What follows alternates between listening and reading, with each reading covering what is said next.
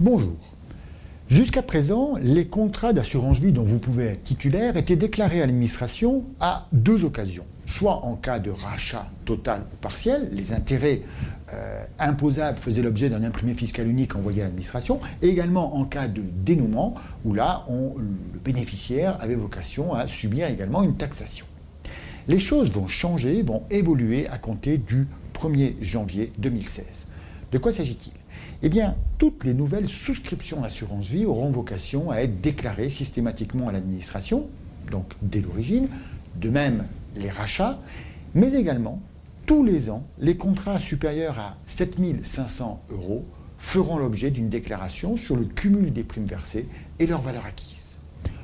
Pourquoi cette nouveauté ? Eh bien, tout simplement, c'est pour qu'en matière d'ISF, il n'y ait plus personne qui arrive à passer au travers en oubliant, entre guillemets, de déclarer un ou plusieurs contrats qui jugent relativement modestes. Ces déclarations ayant été réalisées directement, l'administration sera par définition informée. Qui va déclarer ? Les assureurs, c'est une chose, et non seulement on va déclarer le futur, mais également tout le stock. C'est-à-dire que tous les contrats qui ont été souscrits depuis l'origine vont faire l'objet de cette déclaration progressivement jusqu'au milieu de l'année 2016. La conséquence, c'est qu'il va falloir se mettre en conformité, pour ceux qui ne le seraient pas, avec, je dirais, l'étendue de son patrimoine, tout simplement parce qu'en matière d'ISF, l'information du coût existera. Enfin, il y a un autre phénomène qu'il faut avoir en tête, c'est pour les contrats de capitalisation. Les contrats de capitalisation étaient déjà déclarés à la souscription ou en cas de rachat. Désormais, on déclarera également la valeur acquise et le cumul des primes tous les ans.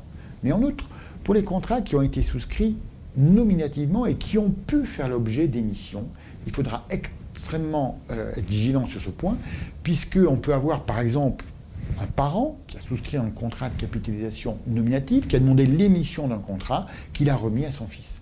Eh bien, le fils peut l'avoir entre les mains, mais si la déclaration de transmission n'a pas été opérée, alors là, ça peut être grave, puisque les parents se verront rattrapés par l'administration qui, chaque année, aura la déclaration de la valeur de ce contrat.